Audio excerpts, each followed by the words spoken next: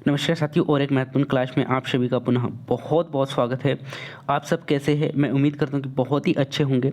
और आज हमारा हिंदी का सेकंड क्लास चल रहा है साथियों। इससे पहले मैंने आप लोगों को स्वर पढ़ाया और उसमें भी बहुत ही डिटेल से मैंने आप लोगों को वहाँ पे समझाने का प्रयास किया, और वो नहीं देखा तो एक बार ज़रूर देखें साथियों। और अब हम यहाँ पे कवर करने वाले हैं व्यंजन। तो व्यंजन व्यंजन से भी क्वेश्चन बहुत ही ज़्यादा पूछे जाते हैं। और आपको पता है साथियों कि यहाँ पे अगर आप एमपी पटवारी का अगर तैयारी कर रहे हैं, तो एमपी पटवारी में आपको पता है कि 25 नंबर का हिंदी पूछा जा रहा है। और वही अगर आप फॉरेस्ट का तैयारी कर रहे हैं, तो फॉरेस्ट में भी हिंदी के बहुत से क्वेश्चन आपको देखने को मिलेंगे, है ना। और आपको पता है कि जो हिंदी एक ऐसा सब्जेक्ट है जो कि स्कोरिंग सब्जेक्ट होता है, और इसमें जो नंबर है हम इससे नंबर बहुत ही अच्छे ला सकते हैं। सो इसीलिए आपको क्या करना है, इसमें बार बार प्रैक्टिस करते रहना है और आपको कॉन्सेप्ट पे ध्यान देना है।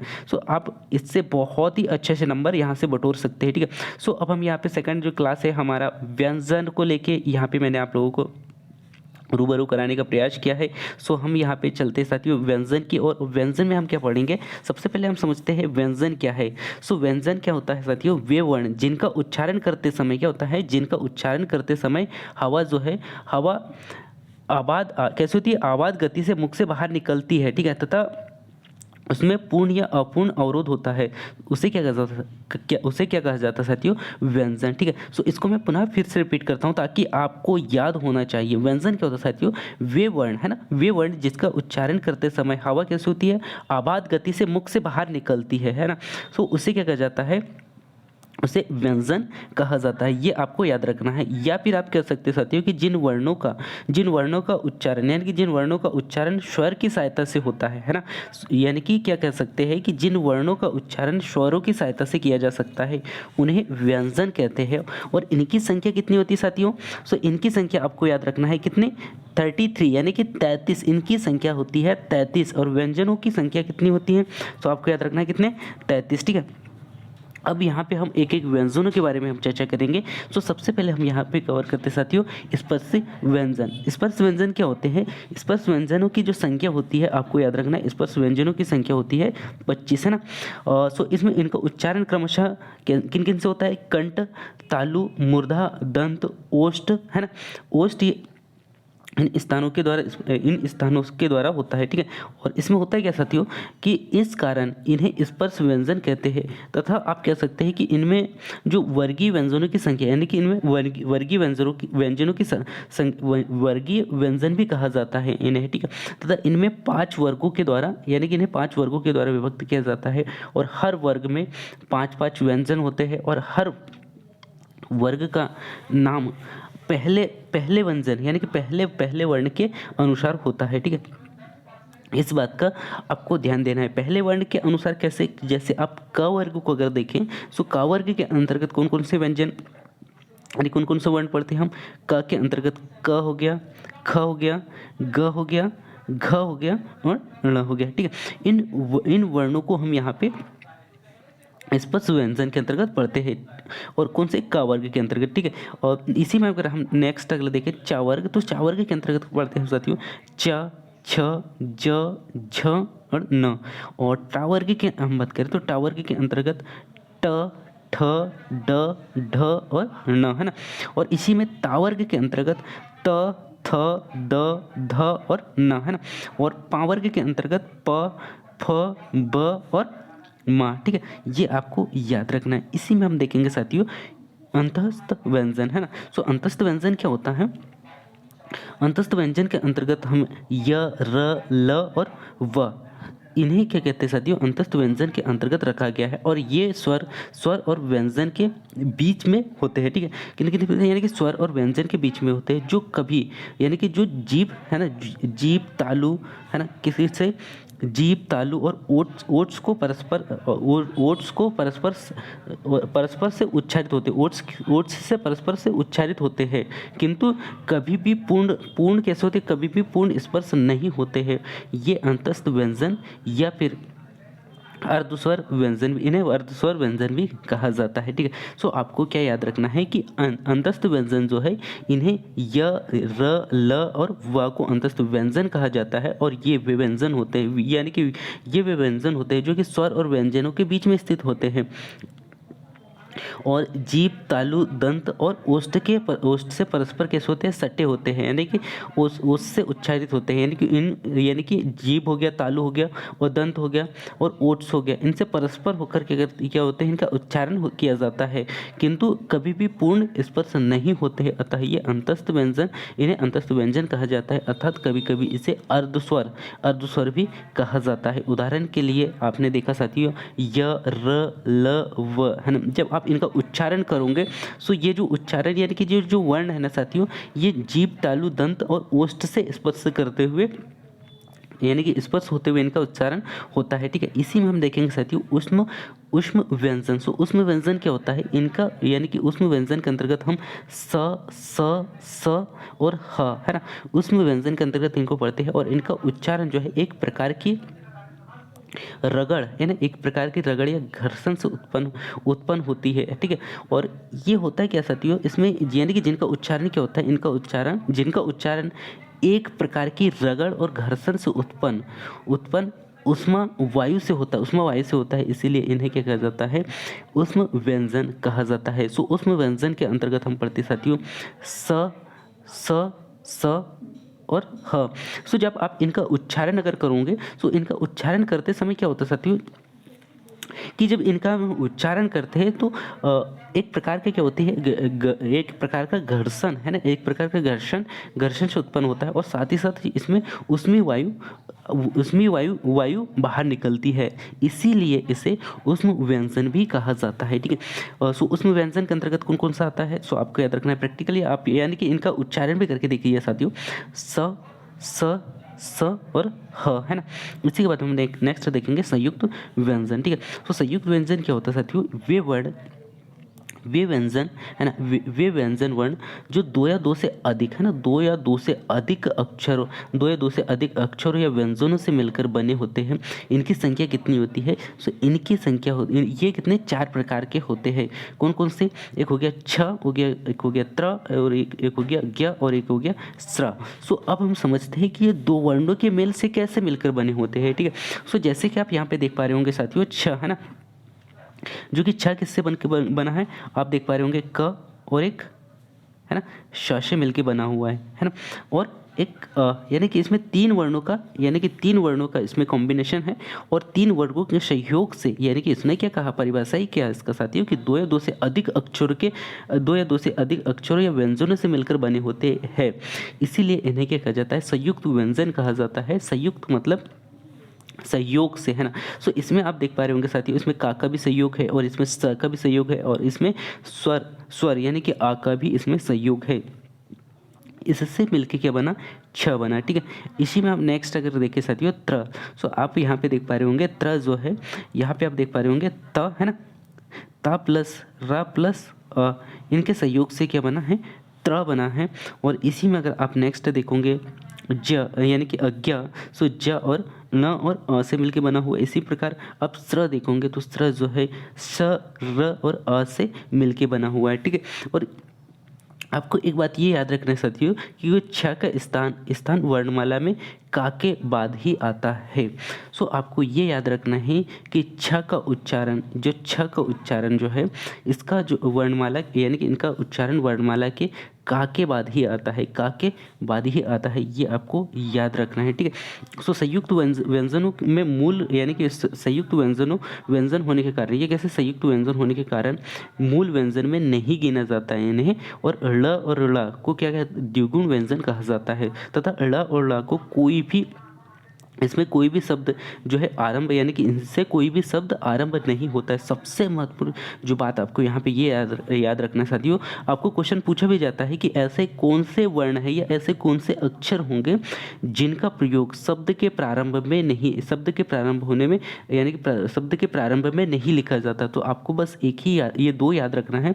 सो कौन कौन से है, ळ और ळ, इनका उच्चारण यानी कि इनका जो इन शब्द यानी इन वर्णों का इस्तेमाल, यानी कि इन वर्णों का उपयोग करते हुए कोई भी शब्द का निर्माण नहीं होता है, इस बात का विशेष तौर पे ध्यान देंगे। ठीक है, उसके बाद में नेक्स्ट अगला पॉइंट है साथियों यहाँ पे उत्क्षिप्त व्यंजन।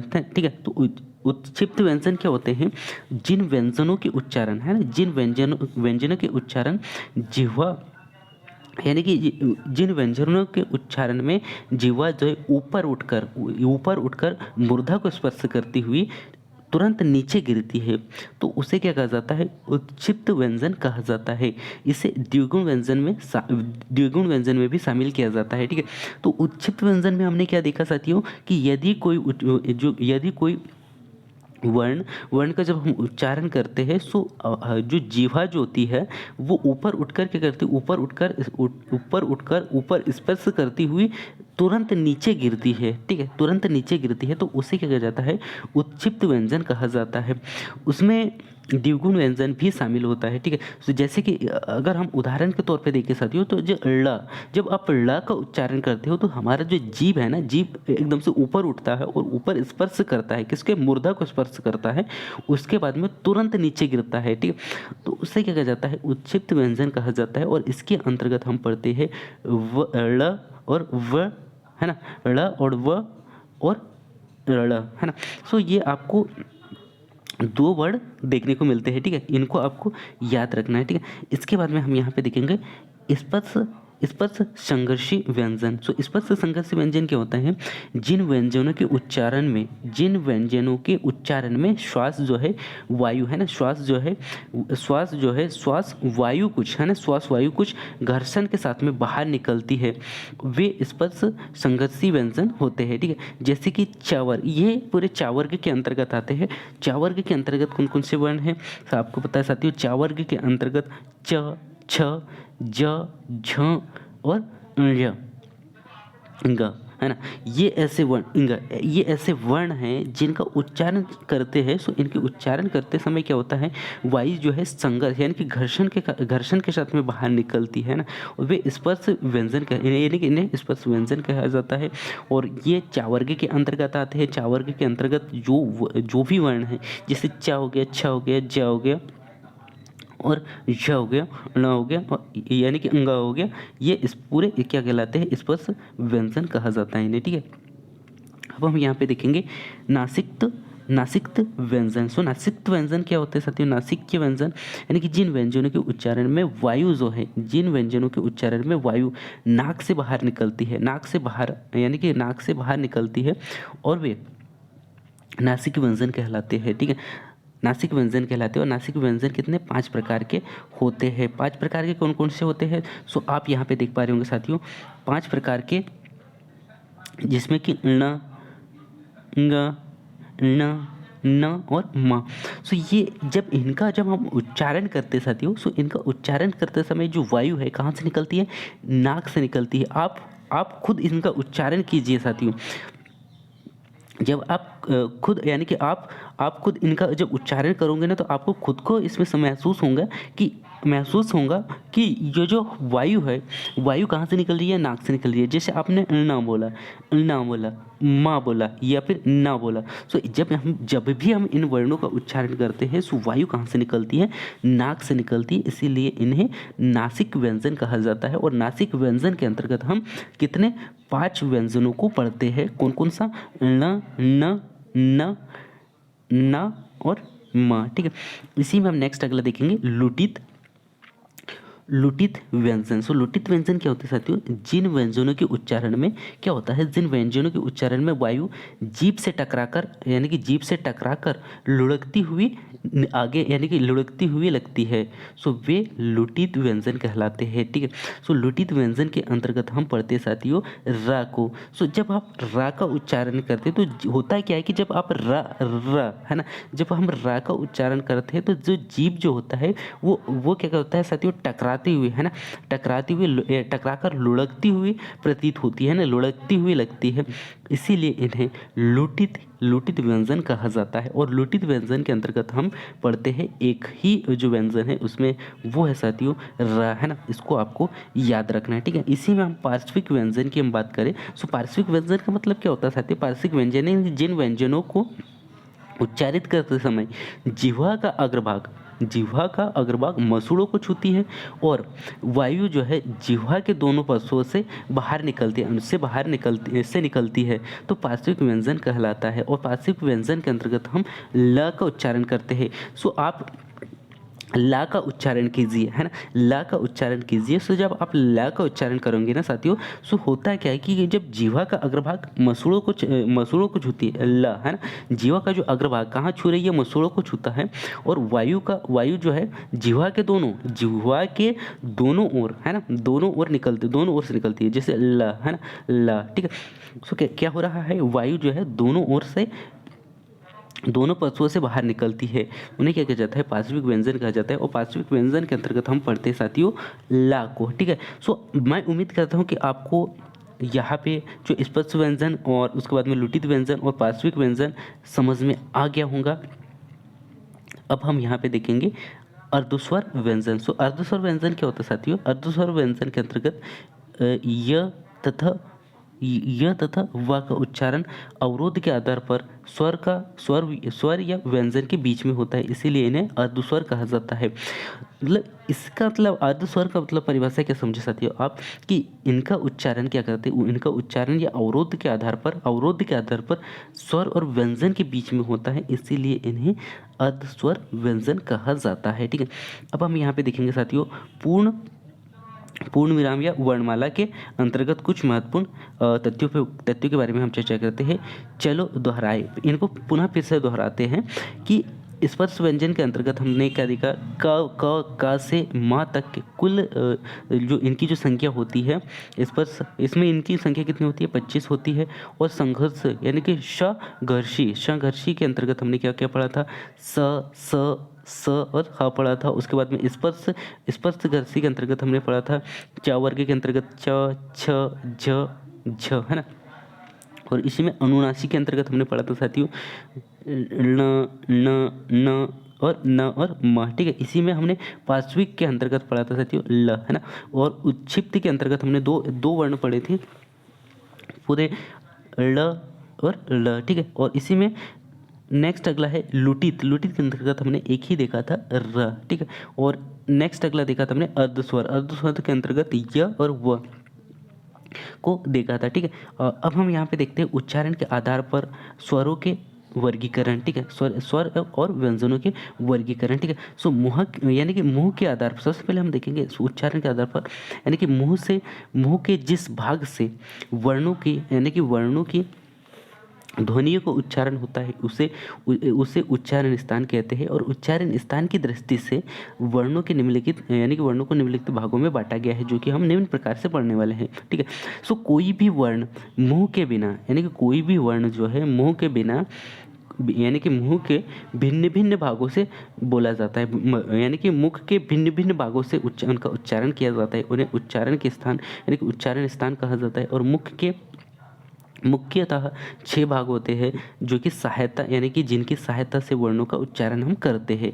सो पहला है साथियों कंठ, आपको क्या याद रखना है, पहला है कंठ, नेक्स्ट तालु, मूर्धा, दंत, ओष्ठ और नाक, ये मुख्यतः 6 भाग होते हैं इनके, ठीक है, उच्चारण के आधार पे, ये आपको याद रखना है। अब हम एक एक भाग पे यहाँ पे चर्चा करते हैं। सो पहला कंठ को हम यहाँ पे देखेंगे। सो कंठ क्या होता है साथियों, जिन व्यंजनों का उच्चारण कंठ और कोमल तालु, है ना, जिन व्यंजनों का उच्चारण कंठ और कोमल तालु की सहायता से होता है वे कंठी व्यंजन कहलाते हैं। और ह, और इसके अंतर्गत हम पढ़ते साथियों ह और विसर्ग कंठ के थोड़े नहीं, यानी कि कंठ के थोड़ा कंकाल, है ना, कंठ के थोड़ा कंकाल से बोला जाता है, इसीलिए इन्हें कंकालीय ध्वनि भी कहा जाता है।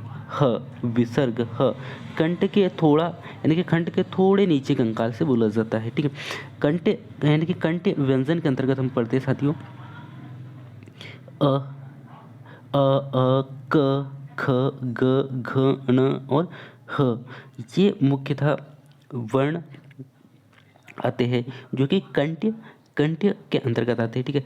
और उसके बाद में हम देखेंगे यहाँ पे तालव्य। तो तालव्य जिन व्यंजनों का उच्चारण तालु और जीभ की सहायता से होता है उन्हें तालव्य व्यंजन कहा जाता है। और ये है ई च छ च झ न य। तो ये वर्ण क्या होते हैं, इनका उच्चारण हम क्या करते हैं तालु और जीभ की सहायता से करते हैं, ठीक है। इसके बाद में मूर्धन्य की हम बात करें तो मूर्धन्य जिन व्यंजनों के उच्चारण में जिह्वा की नोक प्रायः कैसे होती है, उलट, इनकी प्राय यानी कि इनका जब हम उच्चारण करते हैं सो हमारा जो जिह्वा होती है, जिह्वा का जो नोक होता है प्रायः कैसा होता है, उलटकर मूर्धा को स्पर्श करती है और वे मूर्धन्य व्यंजन कहलाते हैं। ठीक है, और मूर्धन्य व्यंजन उच्चारण में जिह्वा का जो उल्टा हुआ अनिवार्य उलटना यानी कि उलटना अनिवार्य नहीं है, और जिह्वा की नोक है ना, जिह्वा की नोक सीधे मूर्धा को स्पर्श करती यानी कि स्पर्श करने से भी मूर्धन्य ध्वनि उत्पन्न होती है। जैसे मूर्धन्य के व्यंजन के अंतर्गत हम पढ़ते हैं ऋषि, ट, ठ, ड, ढ और न, है ना। ये ऐसे वर्ण होते हैं, है ना।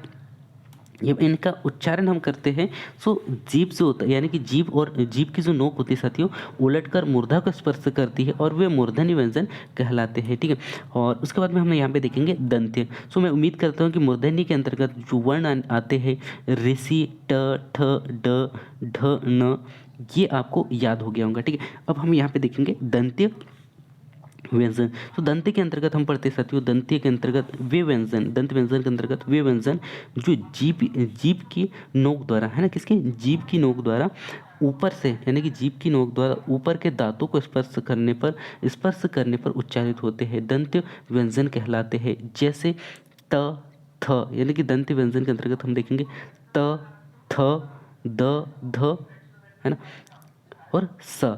ये ऐसे व्यंजन होते हैं जो कि कैसे होते हैं, दंतुष्ट, यानी कि ये यानी कि इसमें दंत के द्वारा, यानी कि इसमें क्या होता है कि हमारा जो जीभ होता है, जीभ का जो ऊपरी भाग है, हाँ, ऊपरी भाग जो है दांतों को स्पर्श करती हुई उच्चारित यानी कि दांतों को स्पर्श करती है और इन सब वर्णों का उच्चारण किया जाता है, तो इसे कहा जाता है दंत व्यंजन कहते हैं। ठीक है, और दंत व्यंजन के अंतर्गत हम पढ़ते साथियों त, थ, द और श, है ना, ये आपको याद रखना है। ठीक है, इसके बाद में आपको ओष्ठ व्यंजन के अंतर्गत आपको समझना है कि ओष्ठ व्यंजन क्या होता है। वे व्यंजन जिनका उच्चारण जो है दोनों ओठों को मिलाकर किया जाता है, ओष्ठ व्यंजन कहा जाता है। और ओष्ठ व्यंजन के अंतर्गत हम पढ़ते हैं साथियों उ, प, फ, ब, भ, म और म, है ना, ह।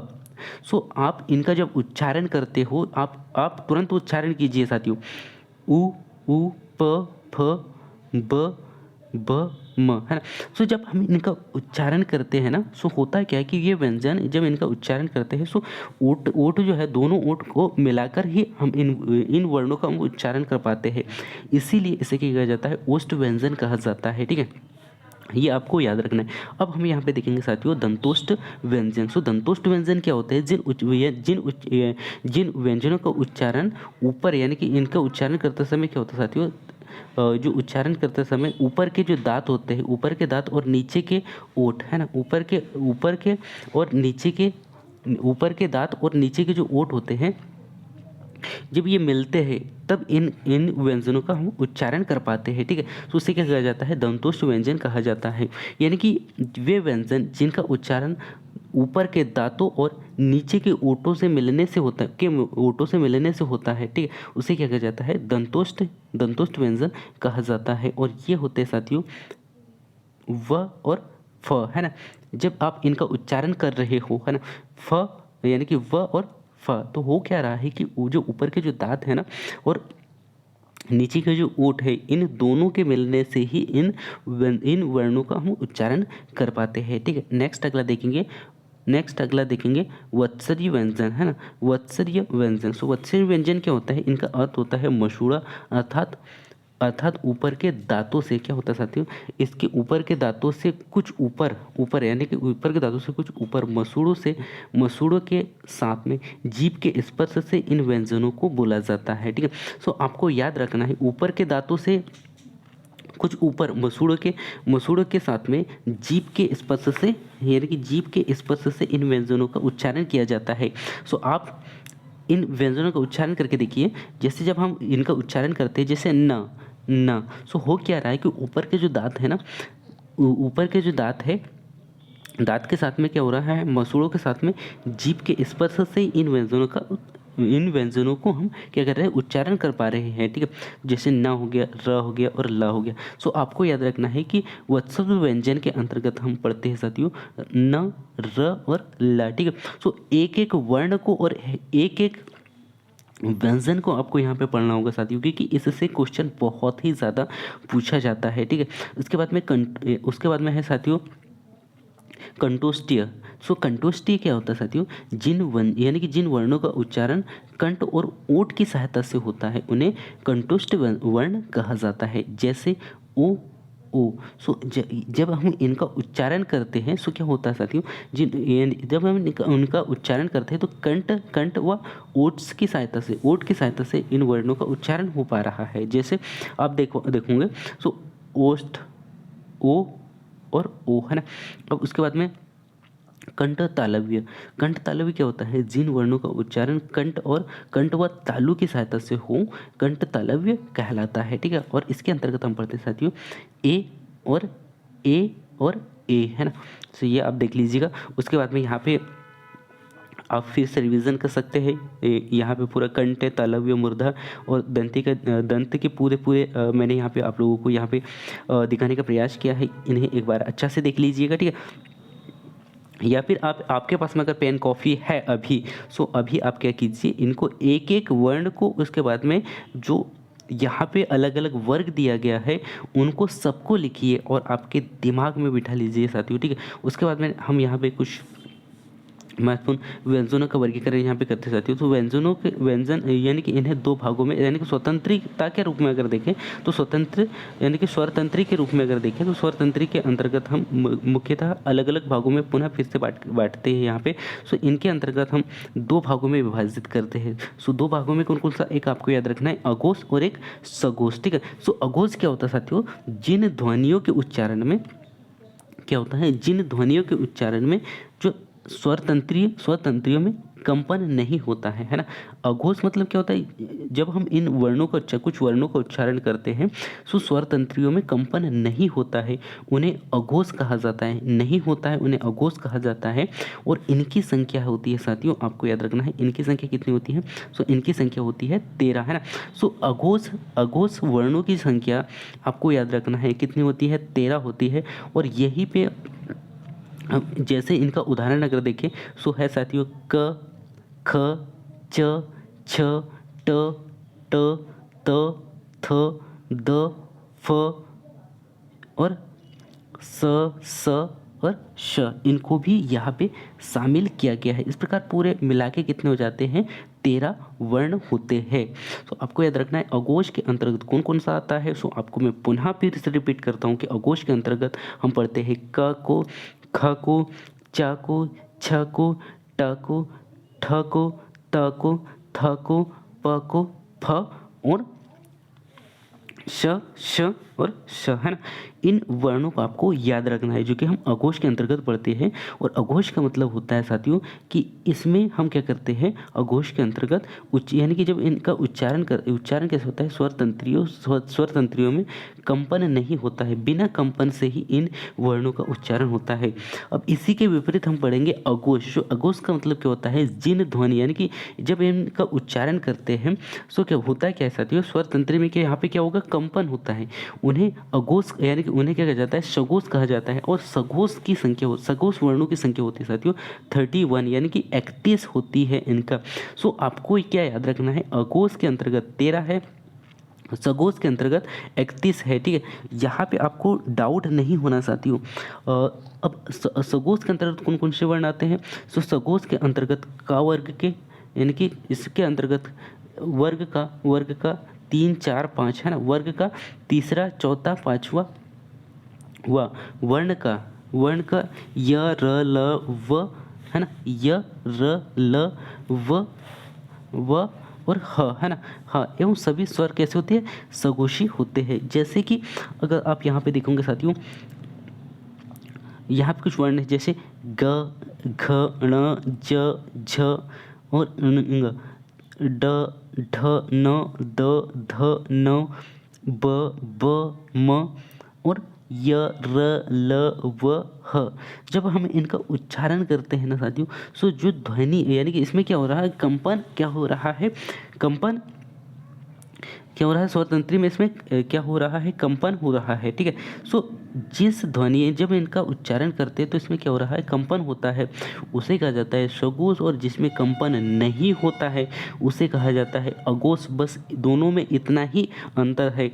सबसे महत्वपूर्ण बात यहाँ पे यही आती है कि जो वर्ण है, वर्णों की संख्या आपको याद रखना है। सो अघोष के अंतर्गत आते हैं 13 और सघोष के अंतर्गत आते हैं 31। और इसमें जो वर्ण है उनको आपको याद करना होगा। ठीक है, अब हम यहाँ पे देखेंगे प्रणत्व के आधार पर व्यंजनों का वर्गीकरण। ठीक है, सो प्रणत्व के आधार पर जो वर्गों का यानी कि वर्णों का जो यानी कि व्यंजनों का वर्गीकरण किया जाता है साथियों, अल्प प्राण और महाप्राण। ठीक है, सो हम एक एक को देखते हैं कि अल्प प्राण के अंतर्गत क्या हम देखते हैं अलग। ठीक है, तो जिन वर्णों के उच्चारण में क्या होता है साथियों, जिन वर्णों के उच्चारण में कम समय या फिर कम श्वास यानी कम श्वास या कम श्वास बाहर निकलती है, उसे अल्प प्राण कहा जाता है।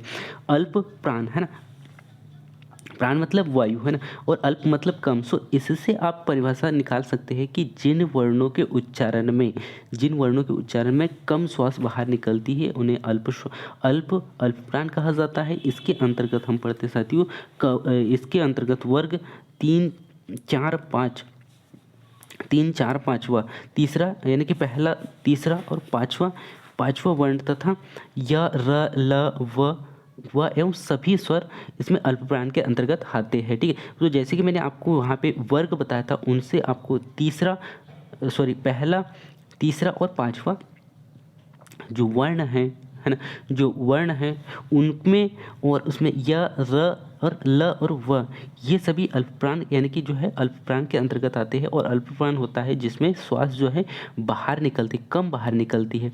इसी में महाप्राण की हम बात करें तो जिन वर्णों के उच्चारण में अधिक श्वास बाहर निकलती है महाप्राण कहलाता है। ठीक है, ये आपको याद रखना है। ठीक है, इसके बाद में हम यहाँ पे देखेंगे अयोग वाहक। कुछ ऐसे वर्ण होते हैं जो कि अयोग वाहक होते हैं। सो अयोग वाहक का मतलब क्या होता है साथियों, अयोग वाहक इन्हें अयोग वाहक के अंतर्गत हम यहाँ पे हम पढ़ते साथियों, अयोग वाहक के अंतर्गत अनुस्वर और विसर्ग को पढ़ते हैं। ठीक है, सो अनुस्वर और विसर्ग आप यहाँ पे देख पा रहे होंगे, क्योंकि ये ना तो पूर्ण रूप से स्वर है और ना ही पूर्ण रूप से व्यंजन है। इसीलिए इन्हें स्वर के बाद में व्यंजन के पूर्व में रखा जाता है। स्वर के बाद में या व्यंजन के पूर्व में रखा जाता है। इनकी संख्या कितनी होती है, 2 होती है। ठीक है, अतः अनुस्वर और विसर्ग। ठीक है, ये क्या जाता है, अनुस्वर और विसर्ग कहा जाता है। यह स्वर के बाद में आने वाला व्यंजन होता है जिनकी ध्वनि नाक से निकलती है, जैसे कि अंगूर, अंगद, कन्नद, है ना। सो जब हम इनका उच्चारण करते हैं सो होता है क्या साथियों कि हमारे यानी कि जब हम इनका उच्चारण करते हैं सो जो ध्वनि जो है कहाँ से निकलती है, नाक से होती हुई निकलती है। ठीक है, इसी में हम विसर्ग की बात करें तो विसर्ग क्या होता है, अनुस्वर की तरह विसर्ग भी स्वर के बाद में आता है और यह व्यंजन है और इनका उच्चारण ह की तरह होती है। और संस्कृत में इसका काफ़ी व्यवहार है और हिंदी में अब इसका अभाव होता जा रहा है, किंतु तत्सम शब्दों में इसका प्रयोग भी आज भी उपयोग में किया जा रहा है। इसका उपयोग किया जाता है। ठीक है, ये आपको याद रखना है। जैसे मन, कामना, पयः, ये होता है विसर्ग। ठीक है, अब आपको यहाँ पे महत्वपूर्ण बात ये याद रखना साथियों कि अनुस्वर और विसर्ग ना तो स्वर है और ना ही व्यंजन, किंतु ये स्वरों के साथ में है ना, ये स्वरों के सहारे चलते हैं। ठीक है, किनके सहारे, स्वरों के सहारे चलते हैं और स्वर और व्यंजन दोनों में इनका उपयोग किया जाता है। ठीक है, जैसे अंगद और रंग। ठीक है, उसके बाद में हम यहाँ पे देखेंगे साथियों इसमें कुछ महत्वपूर्ण आचार्य भी हुए, उन्होंने अलग अलग मत दिए यहाँ पे। जैसे कि आप यहाँ पे दिखवा रहे होंगे, आचार्य किशोरीदास के अनुसार इन्होंने क्या कहा कि ये स्वर नहीं है। इन्होंने यहाँ पे मत दिया कि ये स्वर नहीं है, व्यंजनों की तरह यह पूर्व में नहीं पश्चात में आते हैं तथा व्यंजन नहीं है, इसीलिए इन दोनों ध्वनियों को अयोगवाहक कहा जाता है। और अयोगवाहक का अर्थ होता है ना तो अयोगवाहक का अर्थ है योग ना होने पर जो साथ रहे, है ना, योग ना होने पर भी साथ रहे, ठीक है। इसके बाद में हम यहाँ पे देखेंगे विधि तथ्य के अंतर्गत कुछ महत्वपूर्ण तथ्यों के बारे में हम यहाँ पे चर्चा कर लेते हैं साथियों, क्योंकि यह भी जानना हमारे लिए बहुत ही ज़रूरी होता है, ठीक है। सो यहाँ पे आप देख पा रहे होंगे विधि तथ्य क्या होता है साथियों। विधि तथ्य के अंतर्गत हम वर्णों का प्रयोग जो है ध्वनि चिन्हों एवं लिपि चिन्हों यानी कि ध्वनि चिन्ह और लिपि चिन्ह जो है दोनों रूपों में करते हैं। चिन्ह यानी कि लिपि चिन्ह हो या फिर ध्वनि चिन्ह, इन दोनों रूपों में करते हैं, ठीक है। इसमें वर्णों का उपयोग जो है हम ध्वनि चिन्ह एवं लिपि चिन्हों के आधार पर करते हैं। उसके बाद में अनुस्वर या फिर नासिक व्यंजन भी है और इसका प्रयोग स्पर्श व्यंजन के प्रत्येक वर्ग के पंचम अक्षर यानी कि पंचम अक्षर के अंतर्गत हम इनका उपयोग करते हैं, ठीक है। मात्राएं स्वर के चिन्ह, मात्राएं स्वर के चिन्ह हैं। मात्राएं जो है स्वर के चिन्ह हैं, ये आपको याद रखना है, जिन्हें व्यंजनों के साथ में लिखा जाता है। क्या करते हैं हम, जिन्हें व्यंजनों के साथ में लिखा जाता है। तो आपको याद रखना है कि प्रत्येक स्वर क्या कहलाते हैं, मात्राएं कहलाते हैं, जिन्हें व्यंजनों के साथ में लिखा जाता है। जैसे आ स्वर को छोड़ के सभी के लिए मात्राएं होती हैं, ये आपने देखा है। उसके बाद में इसीलिए आ को अदृश्य मात्रा वाला स्वर कहा जाता है। क्या कहा जाता है, अदृश्य मात्रा वाला स्वर, यानी कि जिसमें कोई मात्रा नहीं है। अतः कुल मात्राओं की संख्या कितनी होती है, 10 होती है ना। मात्राओं की संख्या कितनी होती है, 10 होती है। ये आपने अच्छा से पढ़ा होगा। यानी कि एक या अधिक ध्वनियों का उच्चारण यदि एक झटके में होता है उन्हें अक्षर कहा जाता है। सो अक्षर किसे कहा जाता है, सो आपको याद रखना है एक या एक से अधिक ध्वनियों का उच्चारण यदि एक झटके से बाहर होता है, एक झटके से हम निकालते हैं, उन्हें अक्षर कहा जाता है। या फिर किसी शब्द के उच्चारण में किसी अक्षर पर जो बोल दिया जाता है उसे बालघात कहा जाता है, ठीक है। संयुक्त व्यंजन सहित कुल वर्ण कितने होते हैं, 48, है ना। 48 कौन से, सो आपको याद रखना है 44 मूल वर्ण होते हैं और 4 संयुक्त व्यंजन जो कि छ, त्र, ज्ञ और श, इनको मिला के जो कुल व्यंजनों की जो संख्या होती है यहाँ पे 48 होती है, ठीक है। और इसमें आयोग वह या द्विगुण सहित हिंदी में कुल कितने होते हैं, वर्ण होते हैं, 52 वर्ण होते हैं, ये आपको याद रखना है। सो आपको याद रखना है 44 मूल वर्ण होते हैं, 4 संयुक्त वर्ण हमने देखा, उसके बाद में 2 द्विगुण देखा, ठीक है, और 2 आयोग वाहक। इस प्रकार टोटल मिला के वर्णों की संख्या कितनी हो जाती है, 52 हो जाती है। सो आपको सबसे महत्वपूर्ण बात यहाँ पे याद यही रखना है साथियों कि वर्णों की संख्या 44 मूल वर्ण है। क्वेश्चन पूछा जा सकता है मूल वर्ण कितने हैं, 44 आपको बताना है। संयुक्त वर्ण कितने हैं, 4 आपको बताना है। द्विगुण कितने होते हैं, 2, और उसके बाद में आयोगवाहक कितने होते हैं, सो 2 कौन से, सो आपको याद रखना है ना, कौन सा है, सो आपको याद रखना है। यहाँ पे आप देख पा रहे होंगे द्विगुण के अंतर्गत ल और ळ है।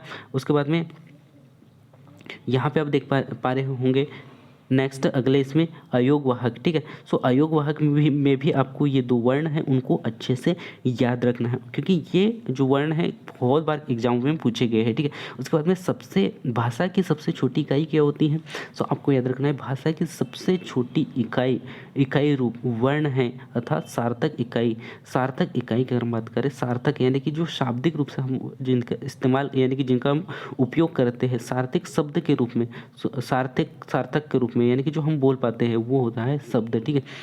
सो विसर्ग का उच्चारण अह के समान होता है, ठीक है, ये भी आपको याद रखना है। उसके बाद में एनसीईआरटी के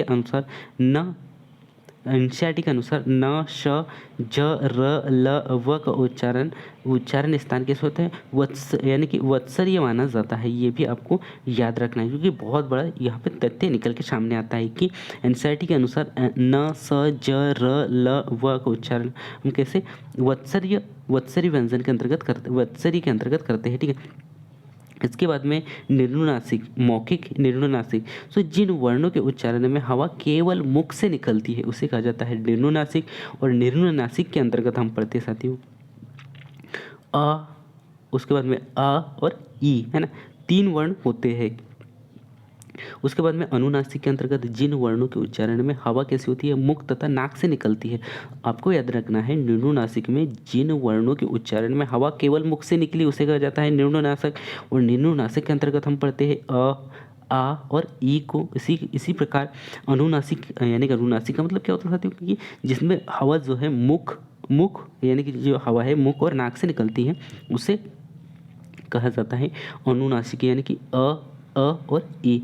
इसी इसी में हम देखेंगे नेक्स्ट पहचान, पहचान, है ना, यानी कि चंद्रबिंदु क्या होता है, चंद्रबिंदु वाले वर्ण होते हैं, ठीक है, इन्हें कहा जाता है चंद्रबिंदु। सो चंद्रबिंदु किस प्रकार का होता है वो आप देख लीजिएगा। उसके बाद में अनुस्वर, अनुस्वर आपको देखना है, यानी कि जिन वर्णों के उच्चारण में हमारी नाक मदद करती है उन्हें कहा जाता है अनुस्वर, है ना, अनुस्वर। उसके उदाहरण के लिए हम देखें तो जैसे आप यहाँ पे देख पा रहे होंगे दंत, है ना, उसके बाद में संग, रंग या फिर संत आदि, ठीक है।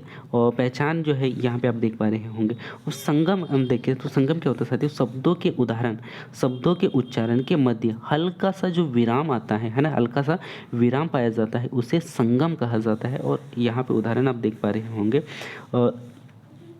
मन का, मोती, मन का, है ना, मन के अनुसार। सो ये क्या है, संगम कहलाते हैं, क्योंकि इसमें कि जब हम उच्चारण करते हैं तो हल्का सा विराम इसमें पाया जाता है, विराम अवस्था पाया जाता है, ठीक है। और उसके बाद में हम यहाँ पे देखेंगे साथियों बालघात। सो ये क्या होता है बालघात, जब शब्द का उच्चारण में मात्रा की स्थिति विशेष पर जो बल दिया जाता है उसे बलघात कहा जाता है, ठीक है। उदाहरण के लिए उसे विष्णु ने ही पीटा, तो यहाँ पे क्या दिया जा रहा है, बल दिया जा रहा है, किस पे, पीटने पे, ठीक है। इसके बाद में हलंत की मैं बात कर सकती हूँ, क्योंकि यह भी जानना हमारे लिए बहुत ही ज़रूरी है, क्योंकि जब हम आगे क्लासेस को कंटिन्यू करते हैं ना, तो उसमें आपको ये बहुत हेल्प मिलने वाला है, इससे बहुत हेल्प मिलेगा। अगर आप संधि हम यहाँ पे कवर करेंगे तो संधि में भी ये जो हलंत है बहुत बार आपको यहाँ पे पढ़ना होगा, ठीक है। सो हलंत क्या साथियों, व्यंजन वर्ण को स्वर रहित, है ना, व्यंजन जो वर्ण होते हैं व्यंजन वर्ण को स्वर रहित करने के लिए जो आड़ी तिरछी, है ना, जो आड़ी तिरछी रेखा, है ना, आड़ी तिरछी रेखा वर्ण के नीचे, कहाँ, वर्ण के नीचे खींची जाती है उसे हलंत कहा जाता है, ठीक है। जैसे हम अगर देखें तो यहाँ पे आप देख पा रहे होंगे साथियों त, है ना, सो ता के नीचे में क्या खींचा जा रहा है, यहाँ पे हलंत लगाया जा रहा है, ठीक है। सो ये क्या कहलाता है, हलंत। और उसके बाद में आप यहाँ पे देख पाओगे जैसे ये आपका ला है, सो ला यहाँ पे आपने खींच दिया, तो ये क्या कहलाता है, हलंत कहलाता है, ठीक है। ये आपको याद रखना है, ठीक है। इसी के बाद में हम यहाँ पे देखेंगे उदाहरण के जैसे विराट में यहाँ पे लगा हुआ है, ये आप समझ लीजिएगा, ठीक है। उसके बाद में हम यहाँ पे देखते हैं द्वितीय व्यंजन। द्वितीय व्यंजन क्या होता है, द्वित्व व्यंजन क्या होता है साथियों, दो व्यंजन, है ना, कि दो समान व्यंजनों के मध्य स्वर का ना होना, है ना, दो समान व्यंजनों के मध्य स्वर का ना होना द्वित्व व्यंजन कहा जाता है। इसको भी आपको विशेष तौर पे ध्यान देना साथियों, क्योंकि ऐसे पॉइंटों को तो आपको याद रखना ही है। और साथ ही साथ अगर आपके पास में पेन कॉपी है तो इन पॉइंटों को आप नोट कर ले, ताकि आपको बार बार इसमें ढूंढना ना पड़े, क्योंकि ऐसे पॉइंटों को क्या है हमारे आंखों के सामने होना चाहिए साथियों ये, ताकि हमारा यानी कि हमारा जो नज़र है वो जब भी कॉपी पे पढ़े सो आपको याद आ जाना चाहिए कि मैंने उस क्लास में इसको पढ़ा था और इसका मतलब ये होता है, ठीक है। सो आपको यहाँ पे क्या करना है साथियों, आपको यहाँ पे याद रखना क्या है कि द्वित्व व्यंजन यानी कि दो समान व्यंजनों के मध्य में स्वर का ना होना द्वित्व यानी कि द्वित्व व्यंजन कहा जाता है, ठीक है। उसी में जैसे कि दिल्ली, तो यहाँ पे क्या हो रहा है, इसमें दो व्यंजनों के मध्य में स्वर कहाँ विद्यमान ही नहीं है ना। उसके बाद में नेक्स्ट अगला देखेंगे यहाँ पे है साथियों स्वनिम में क्या होता है। सो नेक्स्ट अगला हम यहाँ पे कवर करेंगे स्वनिम। तो स्वनिम में क्या होता है साथियों, स्वनिम का प्रयोग जो है केवल अंग्रेजी शब्दों में ही होता है, सिर्फ स्वर के साथ, है ना, क्या हो रहा है, स्वर के साथ ही इनका प्रयोग होता है और स्वर रहित व्यंजनों के साथ में प्रयोग नहीं होता है, ये आपको याद रखना है। जैसे हॉस्पिटल या हॉल, इसी में हम नेक्स्ट देखेंगे नुक्ता का प्रयोग। सो नुक्ता का प्रयोग हम कहाँ कहाँ करते हैं? नुक्ता का प्रयोग हम करते साथियों उर्दू में राजा, है ना, उर्दू में राजा विश्व प्रसाद, है ना, उर्दू में राजा विश्व प्रसाद, सितारे हिंद ने कराया। उसके बाद में ये पारसी के अंगत व्यंजन है, ठीक है तथा इन इन पांचों वर्णों को क्या कहा जाता है? इन पांचों वर्णों को विदेशी ध्वनियों के अंतर्गत शामिल किया जाता है। कौन कौन से है? क, ख, र, ज, फ, है ना। ये ऐसे वर्ण है जिसे कहा जाता है नुक्ता, है ना। सो नुक्ता का जो उच्चारण है, यानी कि इसका जो निर्माण किसने करवाया था?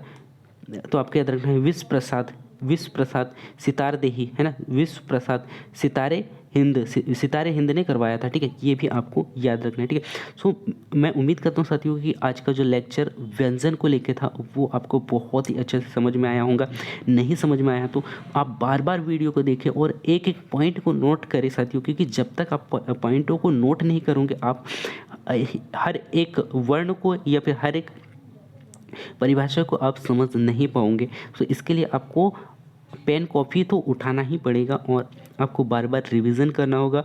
और साथ ही साथ यहाँ पे पूरे क्लास को भी आप देख सकते हैं। इसके बाद में हम यहाँ पे नेक्स्ट अगले क्लास में यहाँ पे देखेंगे साथियों अभी तक आपने वर्णमाला में क्या क्या पढ़ा, उसके बारे में क्या क्या सोचा आपने और आपके दिमाग में कितना स्टोर है, उन सब का अगर निरीक्षण हम यहाँ पे करेंगे टेस्ट के रूप में। सो हम कल यहाँ पे कवर करेंगे साथियों कुछ क्वेश्चनों के बारे में यहाँ पे चर्चा करेंगे। सो मिलते हैं अगले क्लास में, तब तक जय हिंद, वंदे मातरम।